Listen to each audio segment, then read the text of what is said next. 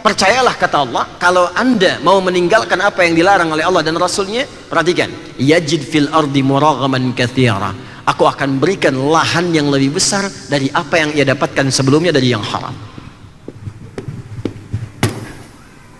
Akan diganti oleh Allah. Kalau anda mau berjuang meninggalkan yang haram-haram, walaupun awalnya nggak mudah, awalnya tinggalkan dulu, tinggalkan dulu, tinggalkan dulu. Apa yang anda dapatkan pertama kali bukan harta yang langsung diganti, wasa'ah, yang aku berikan bukan hartanya dulu, yang aku berikan kelapangan hatinya dulu. Di orang hijrah itu yang pertama Allah anugerahkan bukan harta. Salah anda kalau motivasi anda berhijrah dapat harta, itu keliru, salah. Yang anda dapatkan pertama kali orang hijrah itu ketenangan hati, lapang. Ini dia. Makanya kalau orang hijrahnya benar, di awal-awal tenang. Coba lihat Pak, Abdurrahman bin Auf itu kan kayaknya itu nggak ketulungan, kayaknya nggak terukur, kapaknya terbuat dari emas. Tapi apakah untuk hijrah itu seketika kemudian langsung punya kapak dari emas? Tidak. Anda bisa bayangkan saat mau hijrah ke Yathrib yang kelak jadi Madinah itu, kan harta hasil kerja kerasnya dirampas oleh orang Quraisy. Dirampas satu oleh preman-preman Quraisy. Ya, orang-orang yang kriminal kan rizkinya juga, kan rizkinya haram. Ya boleh jadi yang kau dapatkan selama ini ada yang nggak baiknya. Karena itu tidak baik, maka silahkan diambil orang yang nggak baik saja. Yang nggak baik ngambil yang nggak baik lagi, dirampas semuanya. Tapi apakah Abdurrahman bin Auf kemudian kecewa dengan itu? Tidak. Kalau orang sudah lapang dan di hatinya tertuliskan Allah, maka semua akan kecil dalam hidupnya, kecuali hanya Allah yang akbar. Makanya orang-orang yang khusyuk ketika mengatakan Allahu Akbar, tertulis dalam jiwanya Allah, maka semua akan menjadi kecil dalam hidupnya, kecuali Allah. Maka ketika dia akan hijrah, dirampas semua hartanya, dikatakan oleh orang Quraisy. Perhatikan tawarannya, ini sering saya ungkapkan dalam setiap kesempatan. Kalau anda ingin hijrah ke Yathrib sana, silahkan pergi, tapi jangan bawa harta sepeser pun. Pakaian yang melekat di badan saja, kami biarkan kau pergi, nggak kami eksekusi. Di orang kafir Quraisy satu berpikir kalau dia berangkat nggak akan selamat di jalan, cuman bawa pakaian, nggak bawa harta, jaraknya 400 sampai dengan 500 kilo, 400 kilo lebih sekarang, pakai bis itu bisa 6 sampai 8 jam, paling cepat 4-5 jam. Sekarang jalan kaki, belum ada badai, belum melewati bukit-bukit, bukitnya keras, ada bebatuannya. Pikiran orang kafir Quraisy paling berangkat itu ya sudahlah, kalau nggak meninggal di jalan selesai sampai sana, nggak ada harta lagi. Apa yang terjadi?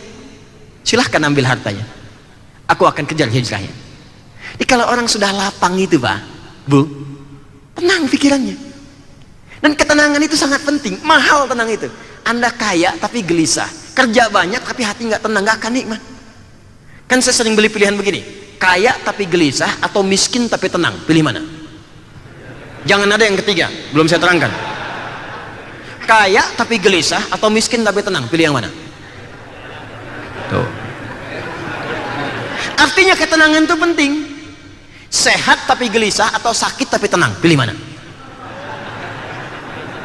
Itu saking pentingnya ketenangan, itu anda nggak mau tinggalkan. Makanya ibadah pun didesain oleh Allah untuk menenangkan hati.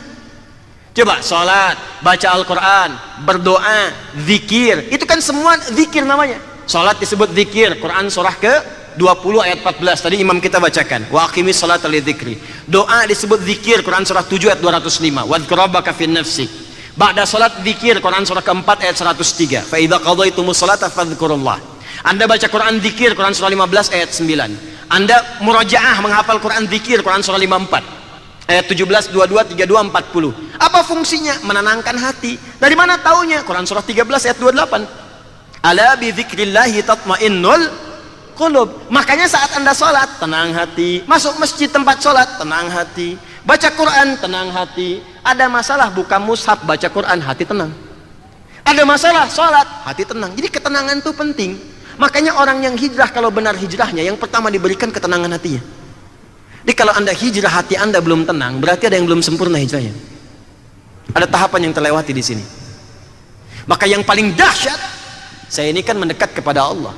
Allah yang punya rizki, Allah yang punya ketenangan, Allah yang punya ilmu. Saya nggak takut anda ambil semua harta, tapi saya dekat dengan yang punya semua harta itu. Jadi kalau sudah dekat dengan Allah, mau mintanya gampang. Sudah hatinya tenang, dekat dengan Allah, mau minta apa saja langsung diberikan. Anda dekat dengan pimpinan, pekerjaan Anda mudah. Anda dekat dengan Allah, apa yang tidak mudah bagi Allah? Maka ditinggalkan semua harta itu, berangkat kemudian ke Madinah, ke Yathrib. Begitu sampai sana diterima oleh orang paling kaya di Yathrib. Sami'tu annaka kunta ghaniyan. Saya dengar Anda itu pernah kaya. Khudh nisfa mali, kalau pengen kaya lagi ambil setengah harta saya. Apa jawabannya? Saking tenangnya hatinya mengatakan, jazakallahu khairan bima ma'na arini ainal aswah. Semoga Allah berikan pahala pada Anda. Cukup tunjukkan padaku di mana pusat bisnisnya.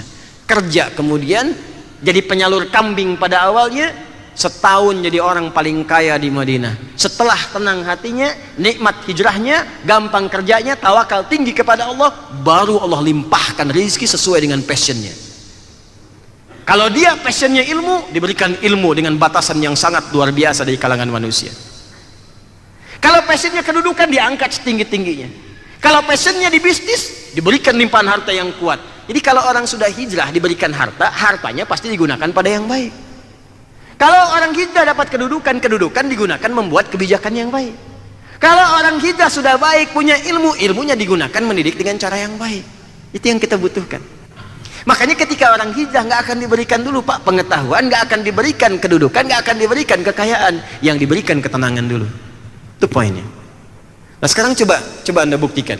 Anda sebelum datang ngaji dengan setelah ngaji, kan keadaan hatinya pasti beda. Kalau ngajinya benar, kalau ngajinya nggak benar tetap gelisah juga. Jelas ya? Nah, ini bagian pertama. Jadi yang pertama, bisa jadi orang berhijrah itu boleh jadi ada kaitan dengan pengurangan harta yang selama ini dia rasakan. Sesungguhnya bukan ingin berkurang, tapi Allah ingin pisahkan antara yang Allah tidak sukai dengan yang disukainya. Bukankah hijrah berpindah mendekat kepada Allah?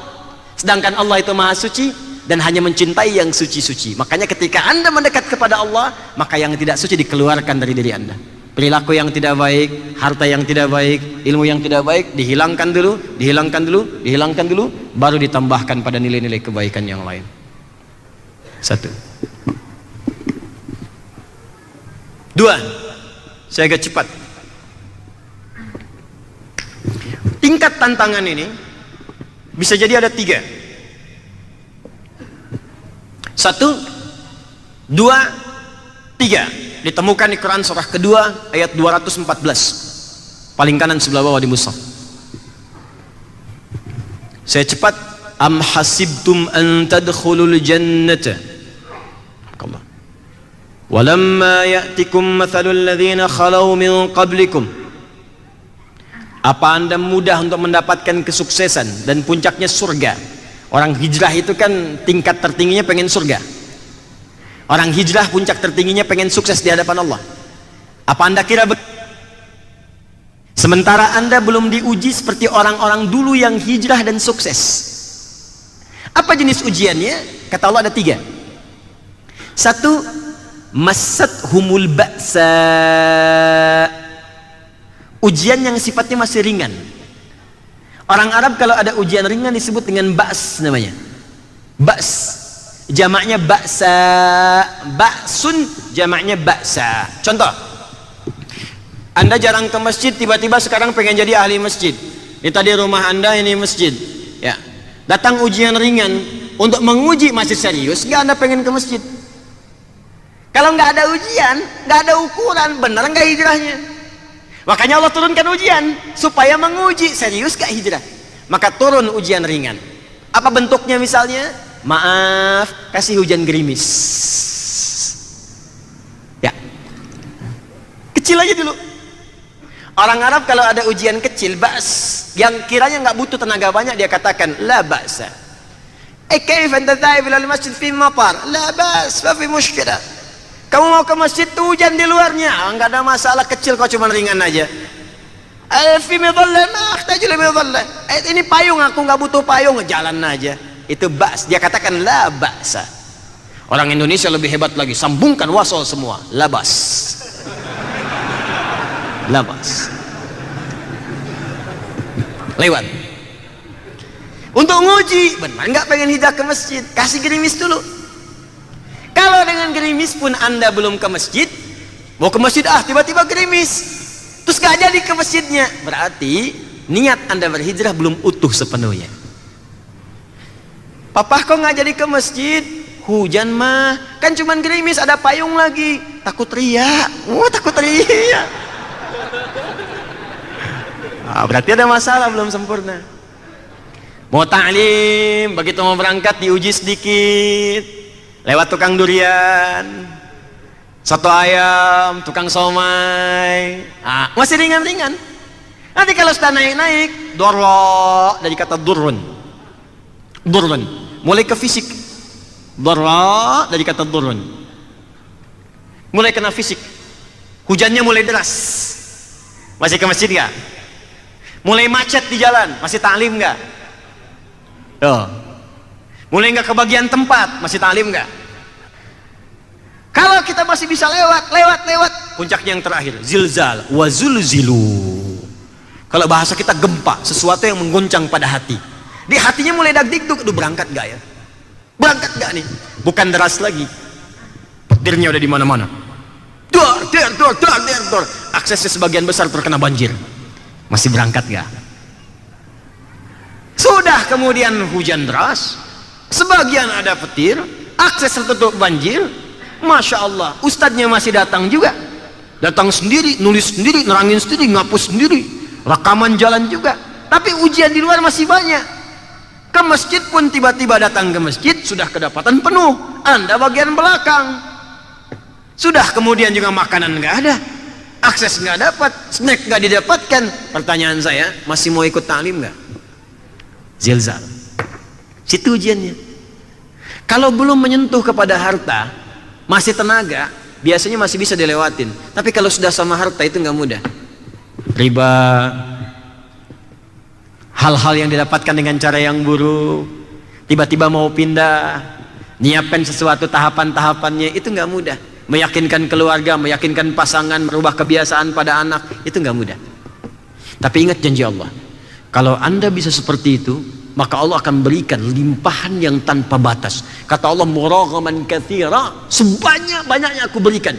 Karena kalau orang sudah benar mengelola harta, mau diberikan berapapun benar keluarnya. Kata Allah, aku limpahkan yang banyak. Kalau ilmu aku berikan yang banyak, kedudukan aku angkat setinggi-tingginya. Kalau sudah bisa mengelola, maka muncul sifat yang tidak loba dengan urusan dunia. Quran surah ke-59 ayat 9 sampai 10. Wa yu'thiruna ala anfusihim walau kana bihim khasasah. Bahkan dia bisa memberikan sesuatu walaupun dia butuh dengan itu. Karena merasa hidayahnya sudah puncak tinggi, kalaupun dia butuh dia bisa berikan pada orang. Saking yakinnya dengan Allah. Dalam kondisi tertentu tidak semua bisa melakukan itu. Jelas sampai sini? Kalau ingin hijrah, lebih mendekatkan diri kepada Allah, maka sarannya dari Nabi yang pertama, cepat tinggalkan semua hal yang dilarang oleh Allah. Sekarang prakteknya begini, kurikulumnya. Saya cepat di sini kita berakhir. Ya. Cara paling cepat sekarang koreksi diri di tubuh kita dulu, dari ujung kepala sampai ujung kaki. Kebiasaan apa yang melekat pada tubuh kita yang tidak disukai oleh Allah dan diharamkan oleh Rasulullah SAW. Contoh, mata. Bertahap ya, pelan-pelan bertahap. Apa kebiasaan mata yang tidak disukai oleh Allah, yang dilarang, diharamkan? Menatap gambar yang tidak bagus, tayangan-tayangan yang jorok, pornografi, porno aksi, gambar tak elok. Lihat di handphone, berapa kali buka handphone terbuka hal yang dilarang. Sekarang mulai tinggalkan. Yang ditonton televisi, acara-acara, tinggalkan yang tak bagus. Yang bagus-bagus pakai. Tayangan-tayangan mendidik pakai. Yang nggak mendidik buang jauh-jauh. Karena tantangan hidup sekarang lebih berat. Setannya lebih berpendidikan sekarang. Ya, zaman dulu setan jahiliyah, setannya jahiliyah juga. Orang jahiliyah, setan jahiliyah. Orang modern, setan lebih modern sekarang. Banyak sekarang. Anda baru buka media sosial, baru dibuka berita-berita di media sosial, berita-berita di news yang menggunakan situs-situs tertentu. Begitu Anda buka, demi Allah saya katakan, hampir sekarang 80% isinya racun semua. Pembunuhan di sini, perkosaan di sini, perampokan, zina, mabuk, macam-macam. Di mana berita baik ya sih? Kalaupun ada konten yang baik paling cuma 10%. Dan sekarang kenapa banyak orang berbuat maksiat? Karena mudah mengakses maksiat itu. Buka YouTube ada cara merampok, dibuka YouTube ada cara mencuri, ada cara bikin bom, ada cara konten ini. Ya pantas orang mengerjakan maksiat karena ada petunjuknya. Sekarang orang bisa buat sendiri karena bisa diakses langsung dengan handphone yang ia pegang kemanapun, bahkan tanpa batas. Itu poinnya.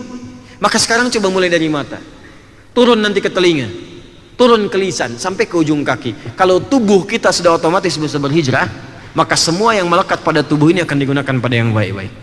Baik itu ilmu, baik itu harta, juga tenaga yang kita gunakan dalam kehidupan. Ini bagian rumus Nabi yang pertama. Fokus, wal muhajir man hajara ma nahallahu anhu. Ma itu bentuknya menunjuk pada semua tanpa batas. Semua yang dilarang tanpa kecuali.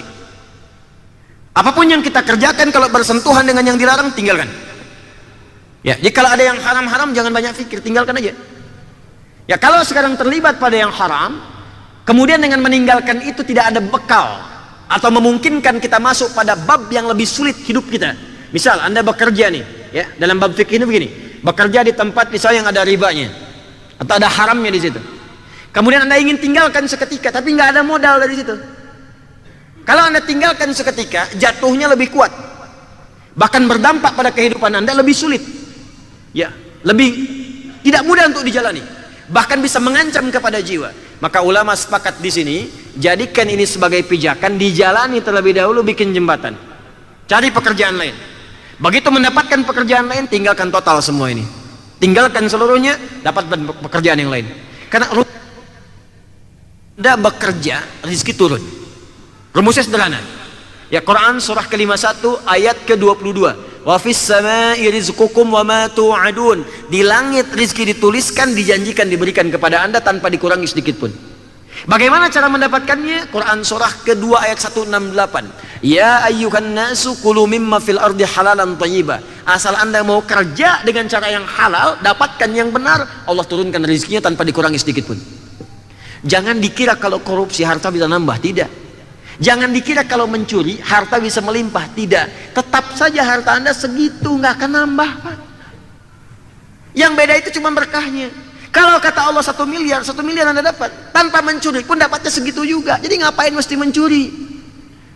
Dan rezeki itu bukan yang dikumpulkan, apa yang masuk ke mulut Anda itu rezeki Anda. Anda sekarang di tabungan 1 miliar. Tapi yang kepake di badan, masuk ke mulut cuma 100 juta sampai meninggal. Sisanya dibagi, maka yang punya Anda itu yang 100 juta itu. Jadi selama belum masuk ke mulut itu bukan punya Anda. Itu yang sudah Anda masukkan, yang sudah Anda bagikan. Sedekah, zakat, infak, itu bagian Anda. Tapi kalau belum diapa-apakan, cuma dikumpulkan, mungkin itu hak orang lain yang dititipkan di tangan Anda. Boleh jadi begitu. Makanya ngapain korupsi, nggak ada kerjaan. Kalau orang beriman itu nggak akan korupsi, bikin capek diri sendiri, nggak akan mencuri. Anda kalau mau mencuri, jangan pikirkan diri sendiri. Anda kalau sudah punya keluarga, anak-anak, pikirkan orang tua. Anda orang tua, pikirkan anak. Anda yang berbuat, anak Anda yang susah. Anda yang korupsi, anak Anda yang dibully. Anda yang mencuri, orang tua Anda yang sakit menahan lahiran Anda, menahan kehamilan saat akan mengandung Anda, sedang mengandung Anda, melahirkan Anda, tiba-tiba dibalas oleh Anda dengan perbuatan kriminal itu. Apa nggak sayang pada orang tua? Baik, kembalikan ke sini. Jadi semua yang masuk kategori dilarang oleh Allah, tinggalkan semuanya. Kalau sudah bisa dikerjakan semua itu, maka apa yang kemudian diberikan kepada kita, puncaknya diberikan ketenangan plus limpahan sesuai dengan passion yang kita jalani. Terakhir, Quran surah ketiga ayat 142. Bagaimana cara hijrah yang efektif menurut Al-Quran? Karena tidak mudah mengatasinya. Di ayat 214 itu tantangannya. Di ayat 142 itu perencanaan dan solusinya. Perhatikan caranya. Am hasibtum an tadkhulul jannata. Di Al-Baqarah 214 tantangannya dibuka dengan kalimat ini. Di Ali Imran ayat 142 dibuka juga dengan kalimat ini. Apa Anda mudah begitu saja kemudian mendapatkan kesuksesan bahkan surga yang Anda mimpikan? Dengan berhijrah langsung dapat? Belum tentu, kata Allah. Walamma ya'lamillahu alladhina jahadu minkum wa ya'lamas sabirin. Rumusnya cuma 2, kata Allah. 1, kita hapus dulu.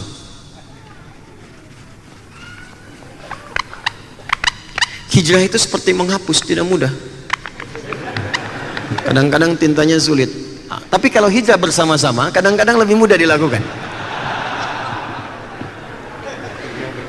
Hijrah berjamaah. Mohon izin saya lebih fokus serius malam ini supaya materi kita dapatnya banyak gitu ya. Tuh kan kadang-kadang ada bunyi tak itu. Hijrah tuh ya begitu. Apalagi dosa gitu kan. Dosa itu seperti tinta. Jadi kalau dosanya semakin besar tinggi, menghapusnya nggak mudah.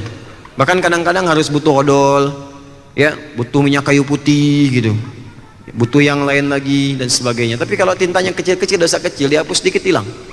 Ya. Silakan. Tapi jangan hapus yang tidak ingin saya hapus ya. Ya. Baik, saya hitung sampai 10 ya. 1, 2, 3, 4, 5, 6, 7,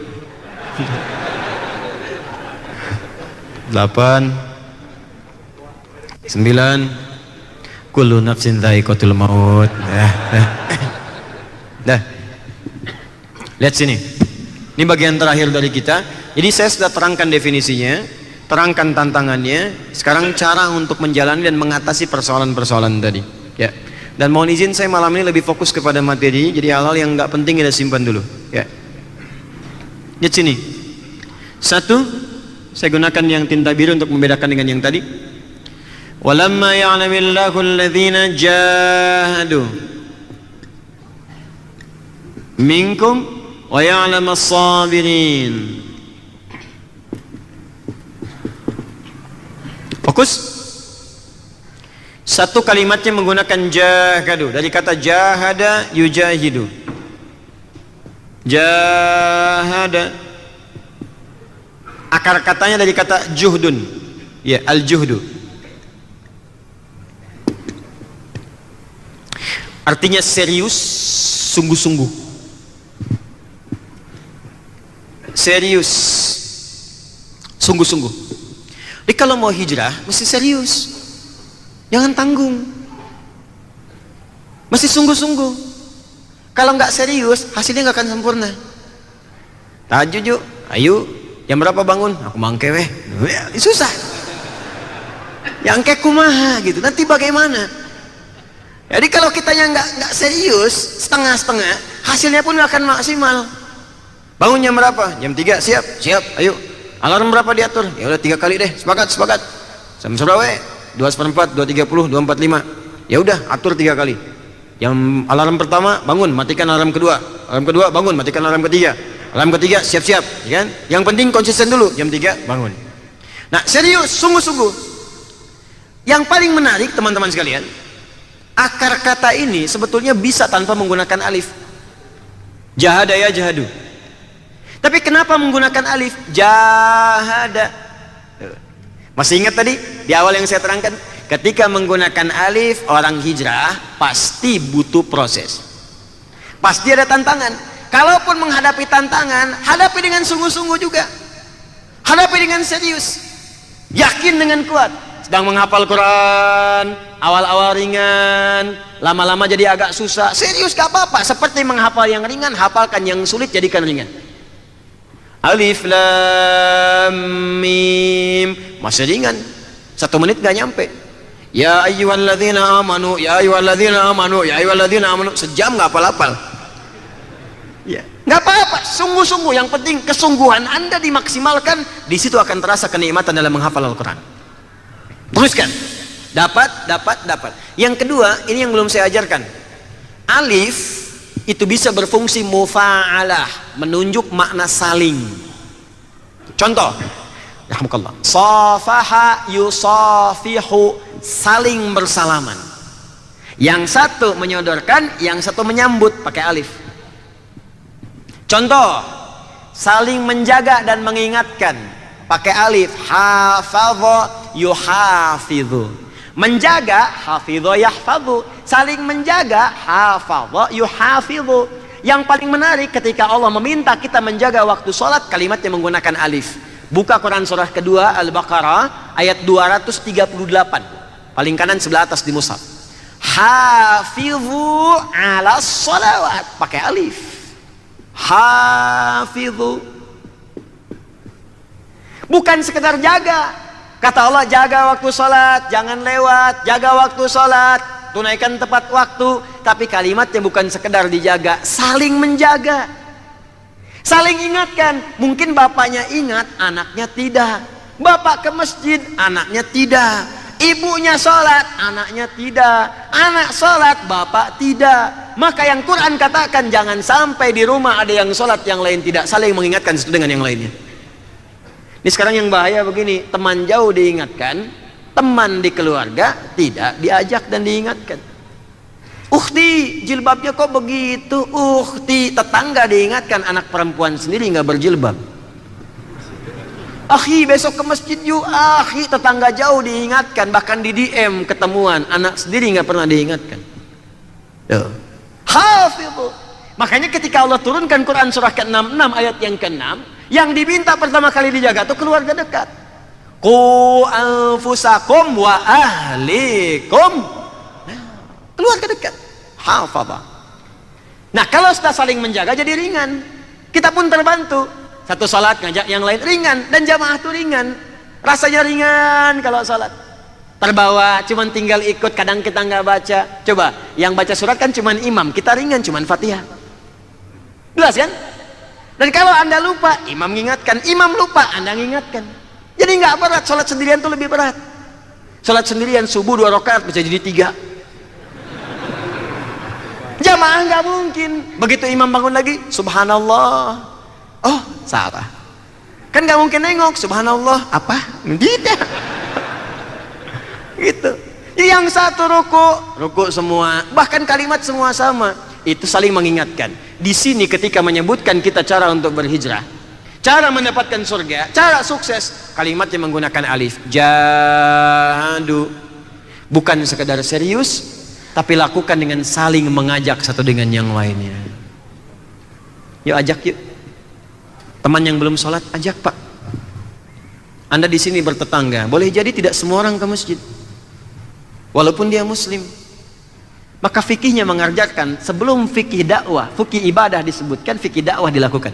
Fikih dakwah itu biasanya nomor 1 sebelum fikih ibadah diterapkan.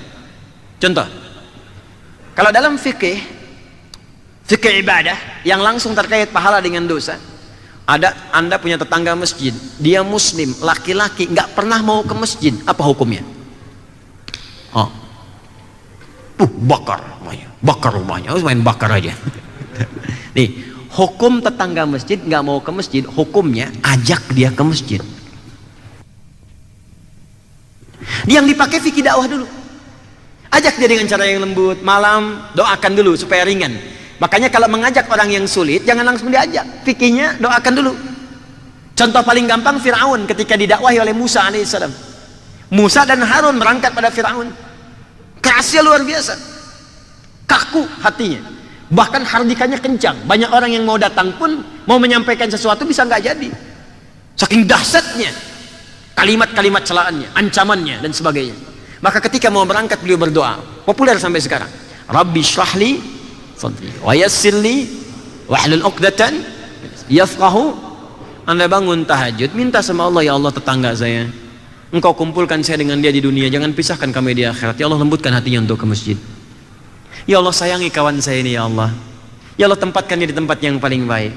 Setelah itu besoknya Anda ngobrol, saling dengan teman-teman. Kalau kita kok rasanya nggak enak ya, masjid kapasitas 1000, yang ke masjid cuma 3 orang. Yuk kita ajak teman kita yang lain. Maka gunakan rumus dakwah dengan pendekatan yang baik. Saya pernah ajarkan ini, dipraktekkan dan efektif Pak. Bagaimana caranya? Cari waktu libur dulu. Anda beli buah dulu. Pulang dari subuhan, tengok ke rumahnya. Assalamualaikum. Waalaikumsalam. Mari tumben kesini. Iya, bukan tumben. Tadi ke masjid, kita ke masjid bertiga ya. Iya, nggak ngelihat antum, dikira sakit. Ini ada buah. Yakin saya, maghrib ke masjid dia. Yakin saya. Jadi ajak orang, jangan soleh sendirian. Surga itu cukup luas, nggak cukup untuk Anda sendirian aja. Luas, seluas langit dan bumi. Di komplek ini aja banyak yang huni. Surga seluas langit dan bumi. Terus Anda pengen monopoli sendirian, ajak yang lain. Makanya kalau hijrah itu pengen ringan, ajak yang lain, teman-teman yang lain. Yang hijrah dari yang bertato sudah dihapus, ajak yang bertatonya. Sampaikan, nih sudah nikmat nih, udah hilang sama sekali. Dari naga jadi cacing, jadi hilang sama sekali. Kecil.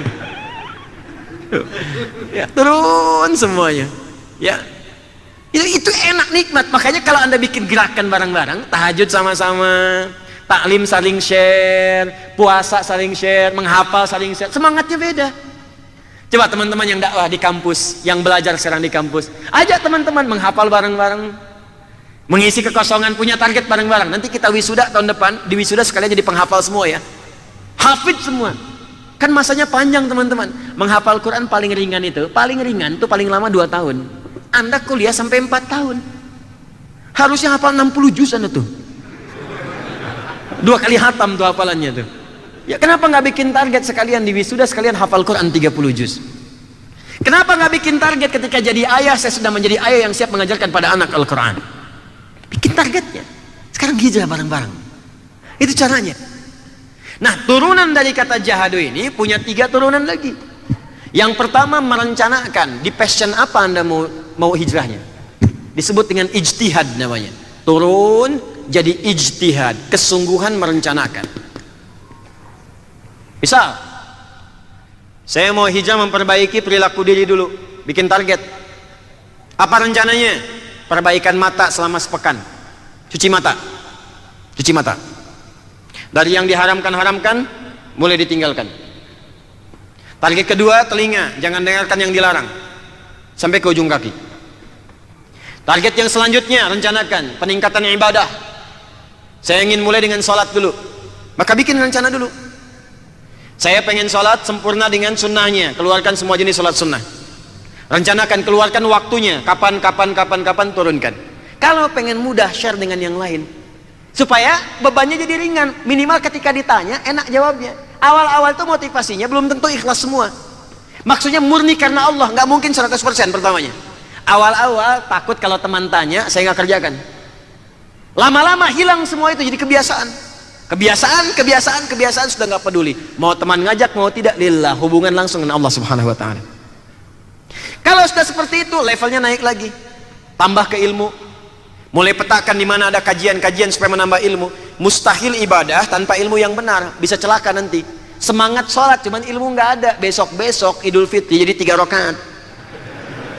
Belajar fikihnya. Tambahkan. Mulai ke harta benda, pengen usaha apa yang dihalalkan, bikin komunitas supaya gampang. Bikin komunitas, kamu jualan apa, saya jualan apa, terus bikin aplikasi bareng-bareng. Terapkan dengan cara yang benar, share dengan komunitas muslim. Di sini kan banyak teman-teman. Apa kurang 200 juta itu orang Islam ada di sini? Kalau Anda buka pasti mereka pengen.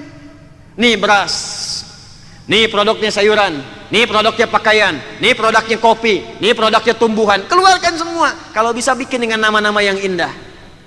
Ya Masya Allah, kopi hijrah, beras soleh, Masya Allah. Ya bikin aja pokoknya. Ya, baju Firdaus, ya, apa aja pokoknya lah. Ya.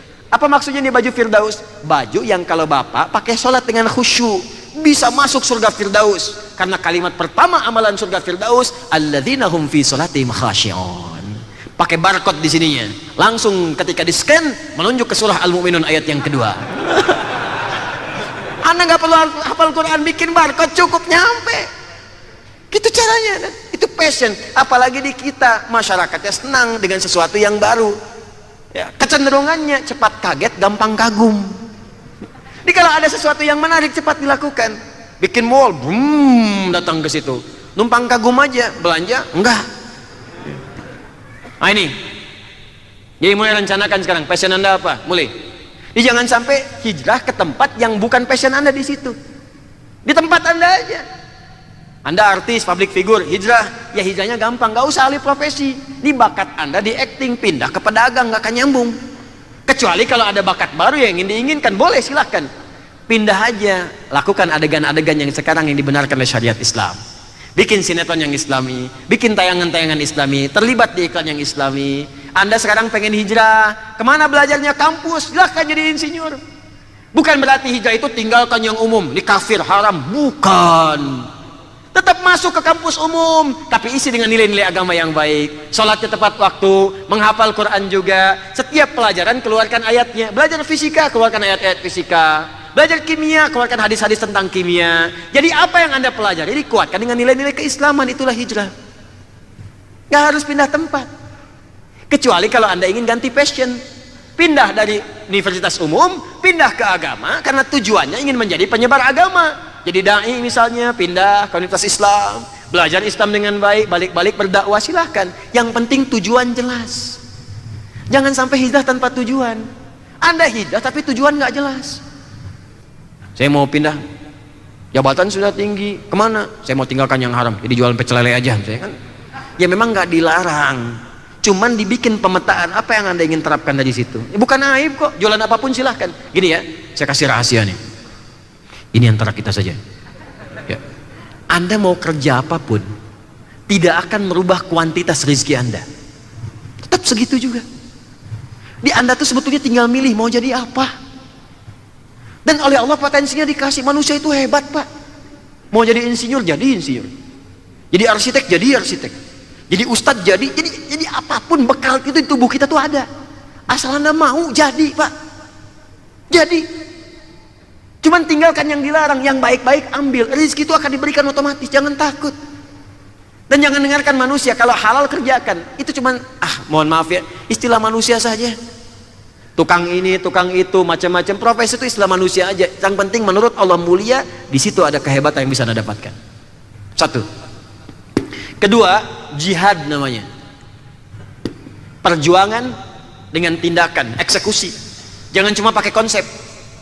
Ya, konsepnya bangun jam 3 malam, tapi nggak bangun-bangun. Ya, eksekusi oleh kita. Begitu alarm bunyi, bangun. Ya bukan cuma dimatikan. Memang awal-awal kadang nggak mudah, saya pun mengalami dengan teman-teman maksudnya. Ya, alarmnya sampai ditempel di telinga begini. Titut. Awal-awal nggak bangun-bangun juga. Ya, tapi lama-lama ketika kita bangunkan, atau kita yang mengalaminya, dibangunkan oleh teman-teman, akhi bangun, kan Allah itu sangat sayang dengan kita. Niat itu ditentukan oleh niat. Begitu Anda berniat, seketika Allah akan meluruskan apa yang Anda sedang kerjakan.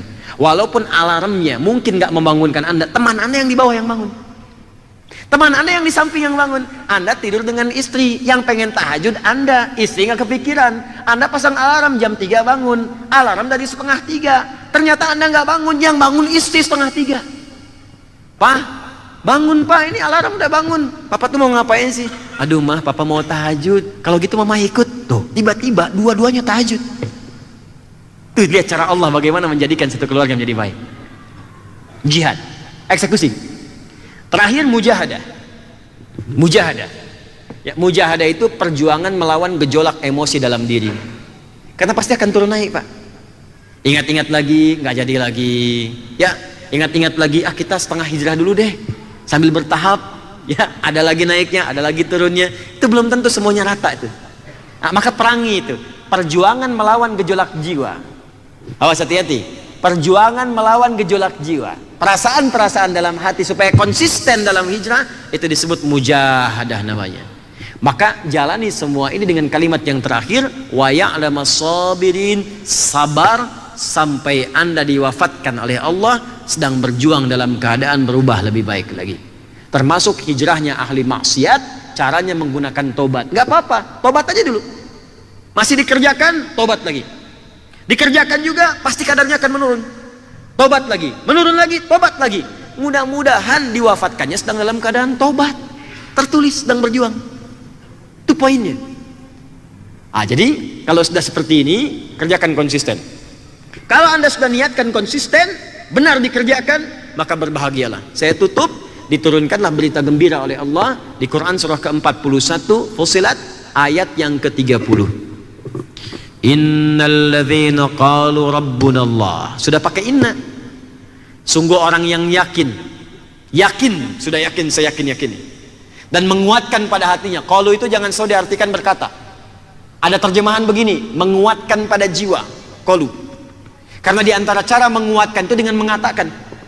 Makanya orang-orang barat, termasuk orang Asia Timur, termasuk sekarang ke Jepang, Korea, itu kalau mereka ingin meyakinkan pada hatinya, mereka katakan dengan lisannya, kamu bisa, kamu bisa, kamu bisa. Dulu saya sering katakan saat saya kecil itu ada tayangan Benteng Takeshi. Ya, begitu akan menaklukkan Benteng Takeshi, kata, kamu bisa, kamu bisa, kamu bisa. Ninja Warrior, kamu bisa, kamu bisa, kamu bisa. Tuh, di copy paste oleh Korea. Saya baru dari Korea beberapa waktu yang lalu. Itu mereka tuh kalau dulu mau mengerjakan sesuatu, harus lebih maju daripada Nippon, lebih maju daripada Jepang, maju daripada Jepang, disusul. Jadi ada yang mereka targetkan, ada kompetitornya. Anda bisa bikin kompetitor dalam jihad, saingannya siapa? Makanya kata Nabi boleh ya Anda iri hati, ya ghibtah namanya, bukan iri dalam pengertian maksiat. Anda boleh muncul perasaan bersaing, iri pada seseorang karena amal solehnya, itu boleh. Misal iri pada penghafal Quran, pengen jadi seperti dia, boleh, karena itu menjadi motivasi. Itu bukan iri namanya, bukan hasad, bukan hikdun, itu ghibtah namanya, ghibtah. Iri pada orang kaya yang pandai bersedekah, itu boleh. Adakan kompetitor dalam diri kita, lalu kuatkan pada diri kita. Seperti orang Korea katakan, nulis lebih bisa daripada Jepang. Jepang bikin Honda, kami bikin Hyundai. Jepang bikin ini, kami bikin ini. Akhirnya apa yang terjadi? Maju sekarang. Nah sekarang kadang-kadang kita ingin berhijrah itu kompetitornya nggak dihadirkan dalam diri kita. Siapa contohnya? Siapa dasar kompetisinya?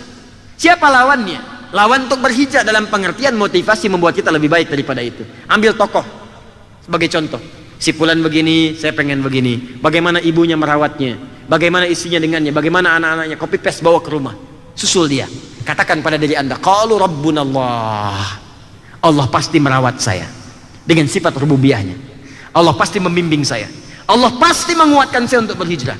Thumastaqamu, kemudian dia istiqamah di jalan Allah, tempuh. Apa yang terjadi? Tatanazzalu alaihimul malaikah.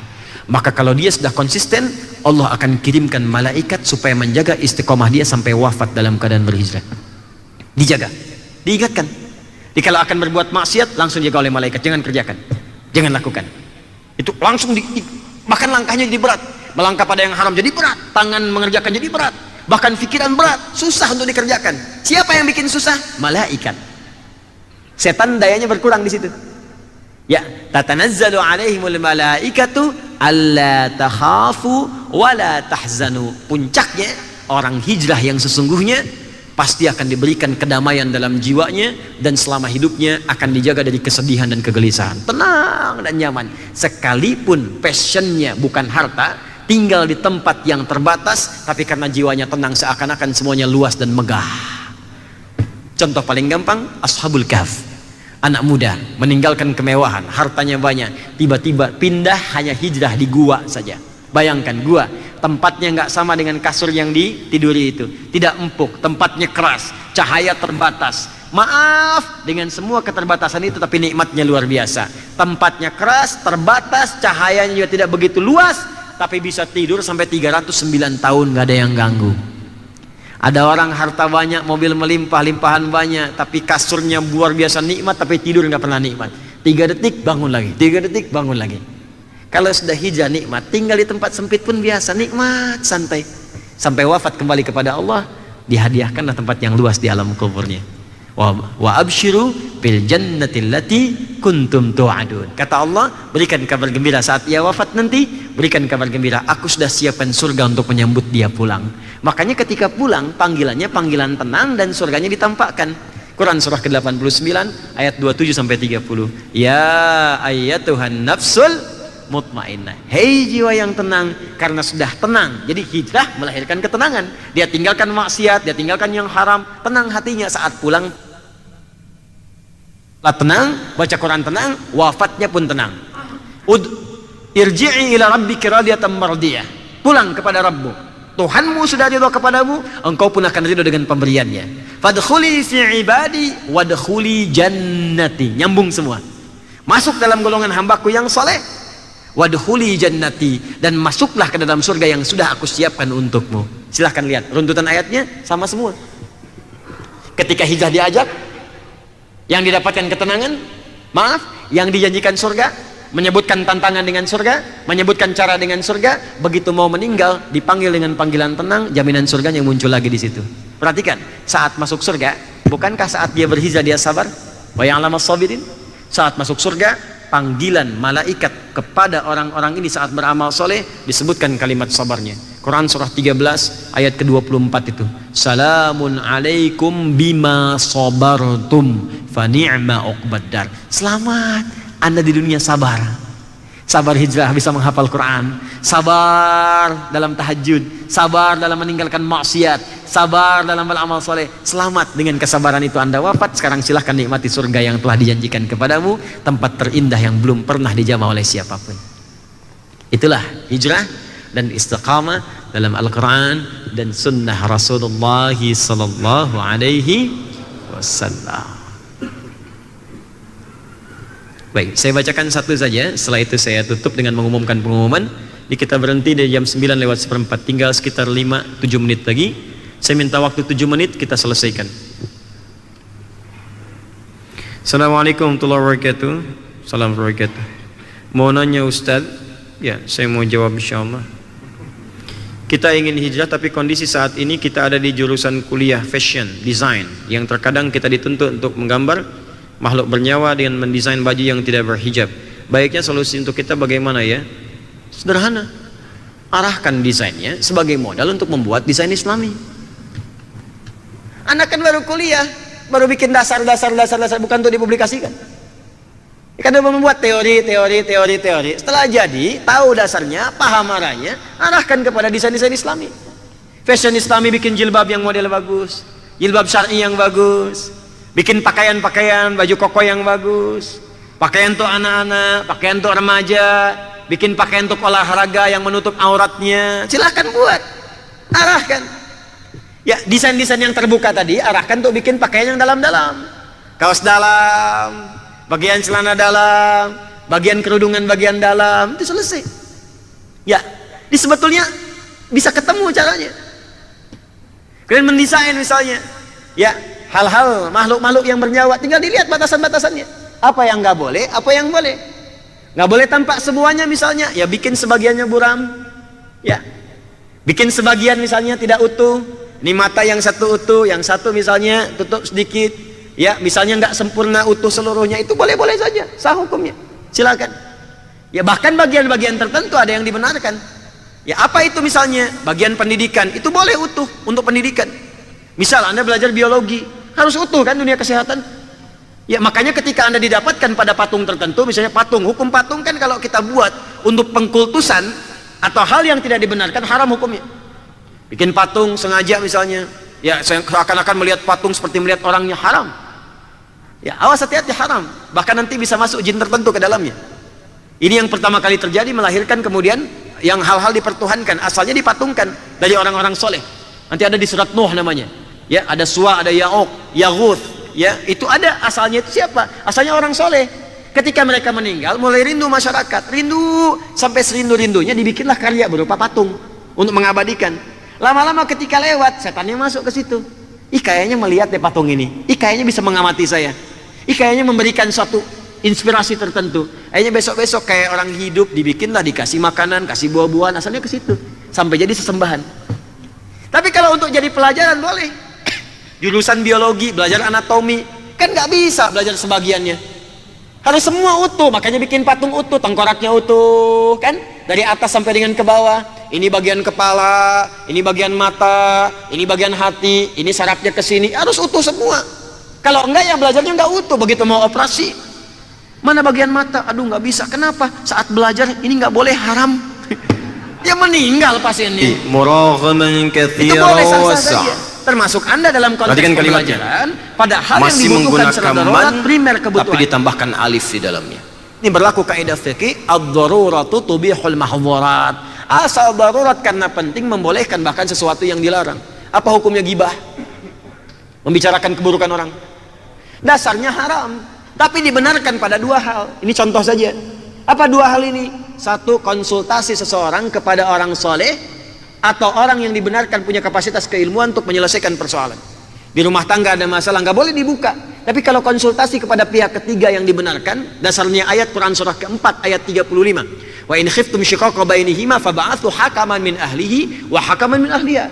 Anda ceritakan misalnya kesalahan suami, aibnya istri untuk mendapat solusi, bukan untuk digibahkan, sah.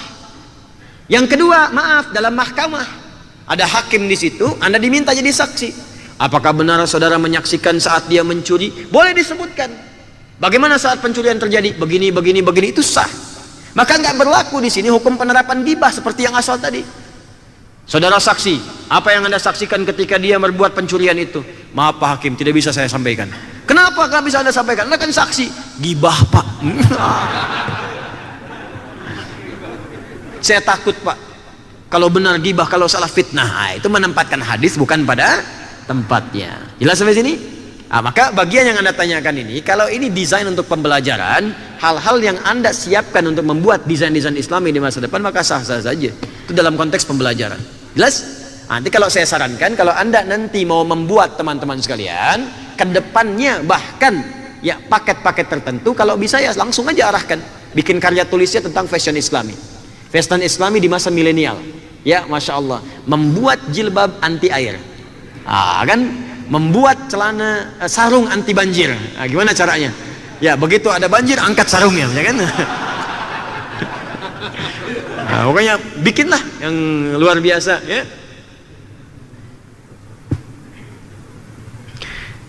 Bismillahirrahmanirrahim. Kalau kita masbuk, mungkin Anda yang masbuk, ya, saya tidak. Dalam sholat berjamaah, apakah rakaat berikutnya harus masbuk lagi atau bisa masing-masing? Masbuk berjamaah, berikutnya masbuk lagi. Mungkin yang dimaksudkan apakah saat masbuk berjamaah, rakaat berikutnya berjamaah lagi mungkin ya, dengan yang di sampingnya, atau masing-masing, itu mungkin yang dimaksudkan. Ini pertanyaan ini, konteks pertanyaan ini banyak kasusnya yang serupa, sudah agak lama. Ya, dan ijtihad dalam konteks ini sudah ada beberapa yang beragam. Teman-teman sekalian, pertama terkait dengan masbuk, sebelum saya sampai ke jawaban pertanyaan pertama, kenapa Anda masbuk?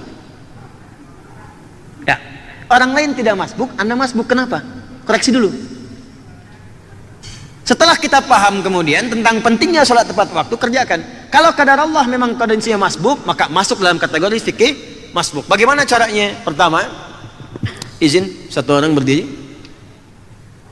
Jazakallah khair. Ya, Anda berdiri. Pakai peci jadi imam. Ini hadap ke kiblat. Baik. Ini makmum. Imam sendiri satu orang, karena sudah pasti imam satu orang. Makmum datang di samping kanan. Ini kondisinya berdua ya, berdua. Kemudian atau saya robah kondisinya. Ini sedang sholat. Baik. Kemudian diberikan isyarat. Isyarat ini sebetulnya luas. Jadi isyarat ini tidak harus menepuk. Ada yang dengan takbir, ada. Yang penting isyarat yang memahamkan pada imam, akan ada yang bermakmum di belakangnya. Jelas ya? Jadi kalau mau colek bisa, kan? Kalau misalnya mau ditepuk boleh. Kalau misalnya dengan takbir paham boleh di belakang. Misalnya Allahu Akbar dipahamkan. Ya, jelas ya? Nah, jadi silahkan dianggap babnya luas saja. Ya. Dan ini kalau misalnya sedang dicolek atau apapun, kalau dia nafas sama ya yang dikerjakan, ini sedang fardu, ini pengen fardu, ini bisa langsung. Tapi bedanya kadang-kadang muncul kasus baru, yang ini sedang sholat sunnah dicolek oleh orang yang fardu.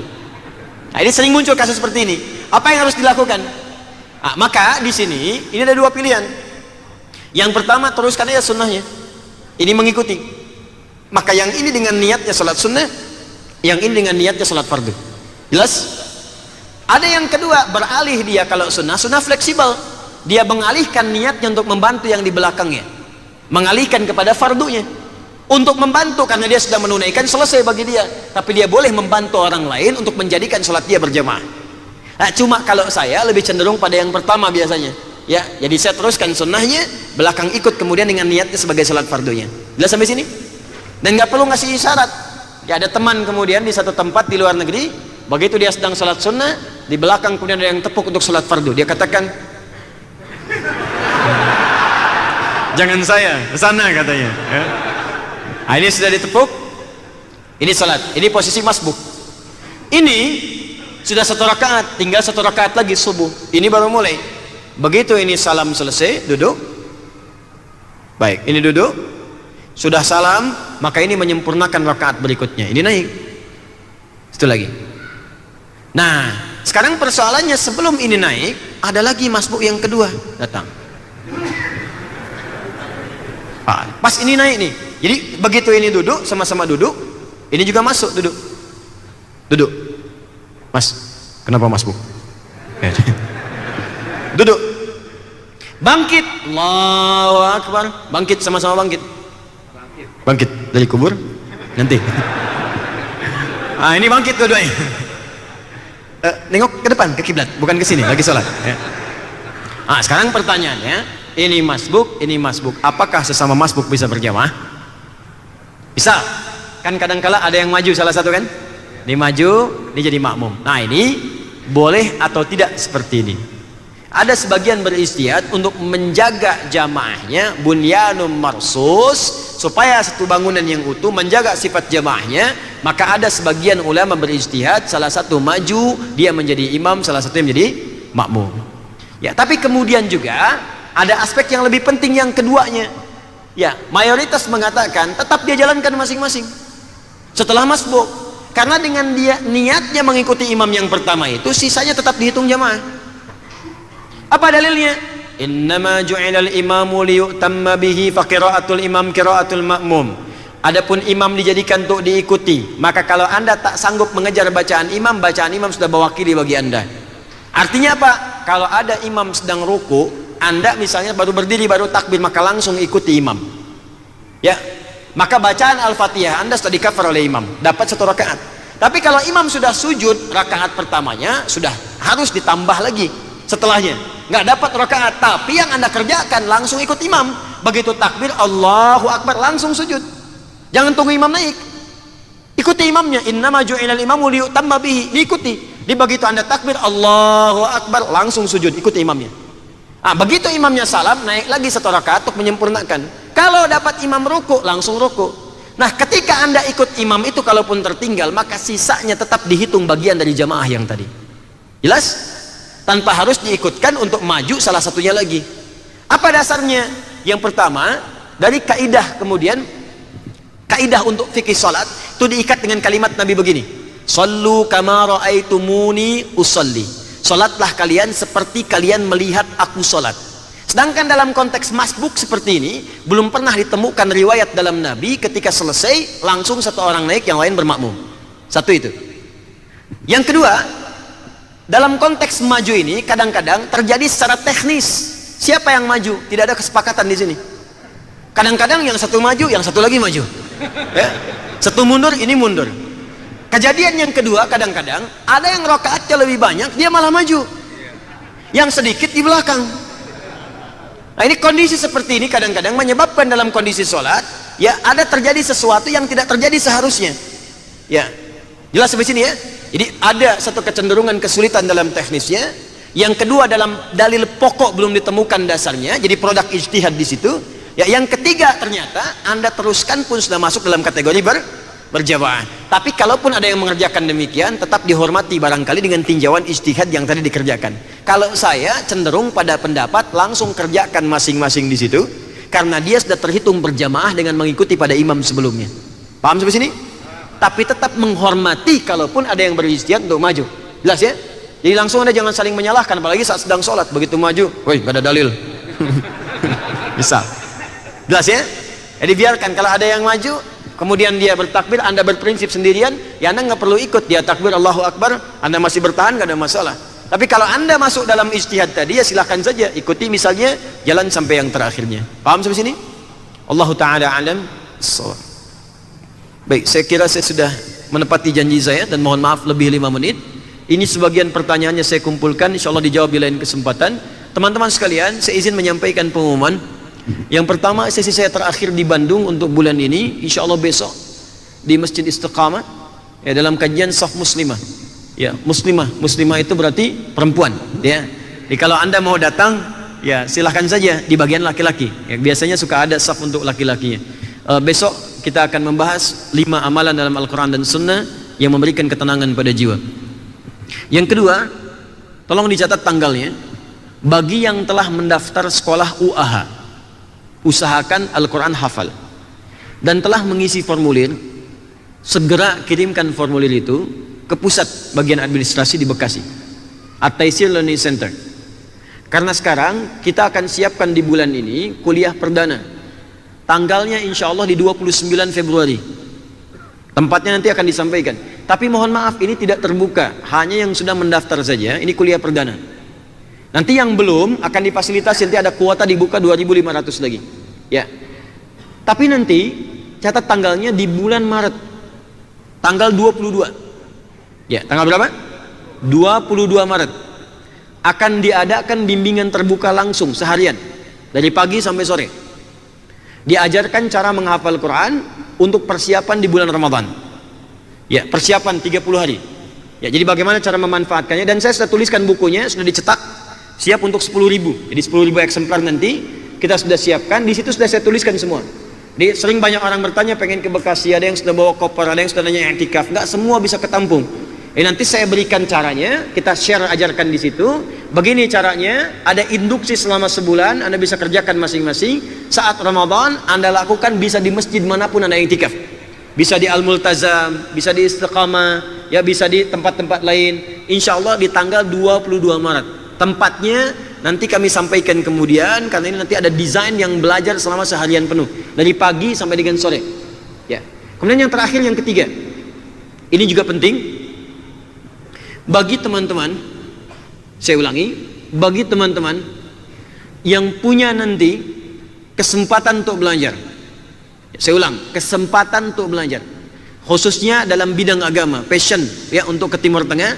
Sekarang sudah bulan Februari, bersiap-siap sekarang sudah akan mulai banyak dibuka untuk pendaftaran beasiswa untuk sekolah ke Timur Tengah. Nanti kalau sudah sampai ke kami, saya akan buka seluas-luasnya. Anda boleh mendaftar, di situ nanti kita akan buka beberapa kampus-kampus yang sudah terafiliasi. Ya, tepatnya insya Allah sekitar di bulan April, menjelang kepada Ramadan. Ya, nanti ada yang jurusannya ke Al-Azhar, ya ada yang ke Tripoli Libya, ada yang ke Turki, ada yang ke Sudan, termasuk insya Allah mudah-mudahan nanti ada yang ke Madinah dengan Ummul Qura. Ya, dengan izin Allah Subhanahu Wa Taala. Semoga kita dimuliakan oleh Allah Subhanahu Wa Taala, diterima amal ibadah kita insya Allah, dan dimudahkan kita untuk berhijrah dengan istiqamah di jalan Allah Subhanahu wa taala. Allahumma taqabbal minna innaka antas samiul alim wa tub alaina innaka antat tawwabur rahim. Allahumma wafiqna bima ta'allamna, 'allimna ya Allah ma jahilna, wa wafiqna linafham ma ta'allamna bih, wafiqna lin'amal ma ta'allamna bih. Allahumma rabbana atina fid dunya hasanah wa fil akhirati hasanah wa qina adhaban nar. Bifadlika subhana rabbika rabbil izzati amma yasifun wa salamun alal mursalin wa akhiru da'wana subhanaka Allahumma wa bihamdika asyhadu an la ilaha illa anta astaghfiruka wa natubu ilaik walhamdulillahi rabbil alamin. Thumma assalamu alaikum warahmatullahi wabarakatuh.